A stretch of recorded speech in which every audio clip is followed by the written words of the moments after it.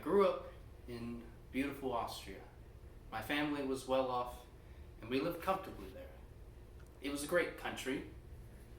The land covered in magnificent pines, on rolling hills, and wondrous mountains.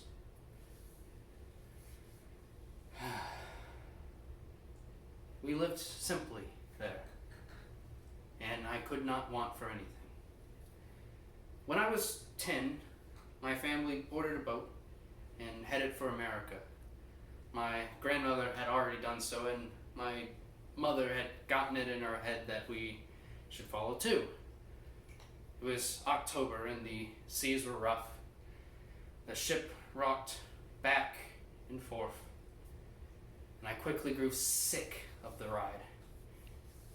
When we arrived in New York to my waiting grandmother, we boarded a Greyhound bus on the way to the Midwest through a barren countryside. In Austria, I had heard stories of America being a wondrous, glorious land. Its streets paved with gold, and its nice vistas beautiful to behold. Instead, what I found was faded and cracked asphalt and miles of road leading to the Midwest. Miles and miles and miles upon, with just houses and telephone poles and nothingness. In Austria, I was so used to the green pines and the white top mountains. Even in winter, Austria retained much of its life. In America, everything died in winter. The first winter there was harsh. It was 30 below, and I had to make my way through school alone, through the snow. Again, in Austria, it was fun in winter. You could go hiking or skiing with little problem, and the snow was not even a hindrance. In America, it was cold and miserable. The snow piled up everywhere, and it made it difficult to get to school in the mornings. In America, I had quite a shock. It was such a new place, so different than what I expected. I had hardly any time to get used to anything before I had to go to school.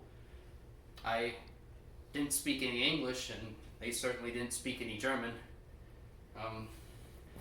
I was a stranger in a strange land. I couldn't understand them, and nor could they understand me. But like a baby, I learned through exposure. In 6 months, I was able to speak comparably enough, but I still retained my accent. The school, not liking that, decided that, well, I should have a more American accent. So they signed me up for speech therapy the coming fall. That summer, I really didn't want to go to speech therapy. It terrified me to think of doing that, to be so different from everyone, to be forced to have to do that. So I spent all of my time during that summer learning with a neighbor girl, a friend, herself children of Italian immigrants. I learned with her over the summer, practicing English with her correcting me and improving upon my speech until eventually I could mold my accent into something more American. By the end of the summer, essentially I was an American. I spoke and sounded just like any other. I had lost roots with my old German heritage. And so by the time I grew into a young adult and had my first children, I had really not much German left in me.